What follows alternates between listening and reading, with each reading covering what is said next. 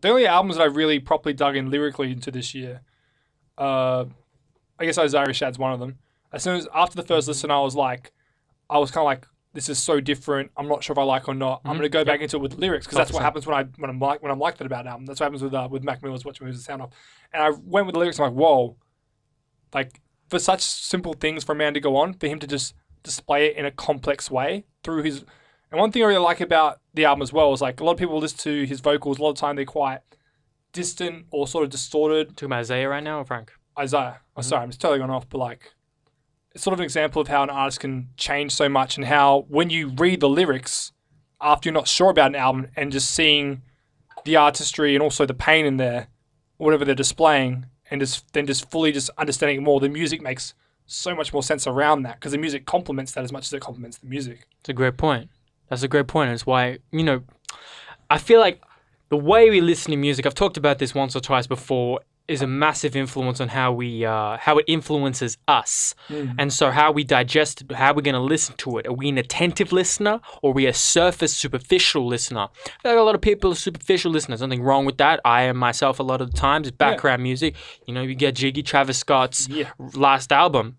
It's good to vibe to. You can just play that at a party and go through that whole album, okay. But I don't think it's like just stay at home, check on all right. Like I feel like there's tracks in there for me if I'm at home or just riding that I'll listen to, like Goosebumps or Kendrick. Goosebumps goes hard. I just want to talk about how Kendrick jumping on Isaiah Rashad's joint and Travis's joint and a whole bunch of other albums. He went so ham. And he's kind of just destroying the tracks he's on. They're doing really well. I just love how he's got to a stage, like he says on Isaiah's song, I've been the best from 26 to 29. Anyone of yous, 25, 29? And he goes, any of yous that don't believe me is a fucking liar. Is a fucking liar.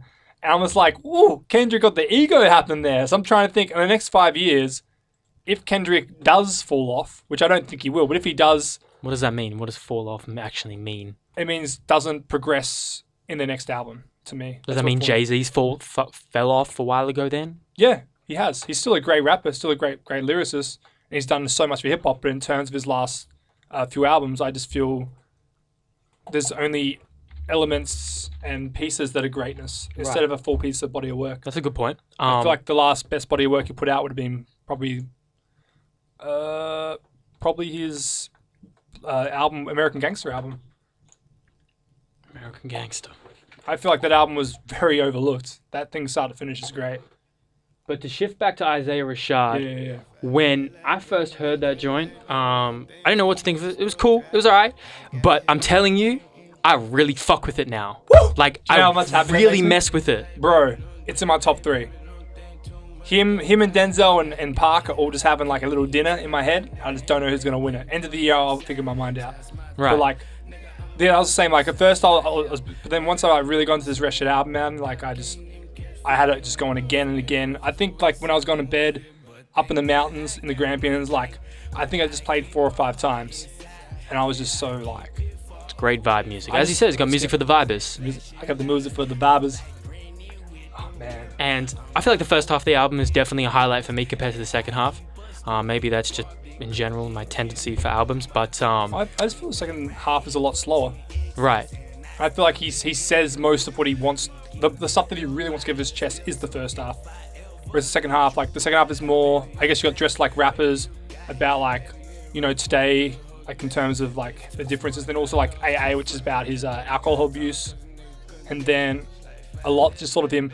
I actually really do. At first with a lot, I was like, oh, I don't know if I feel this. It just sounds very 21 Savage, like with like not trying to express himself. But then if you listen to it, that's what he's going for. He's just going for that sort of style of like the braggadocious and sort of things he wants, but in a way that he's never really done before. And I feel like in terms of the album, because he's constantly switching his flows and styles all throughout this album on that track, it just fits in perfectly. We tight as fuck. We tight as fuck. Turn up! For the squad! For the squad! Hey, you roll up for the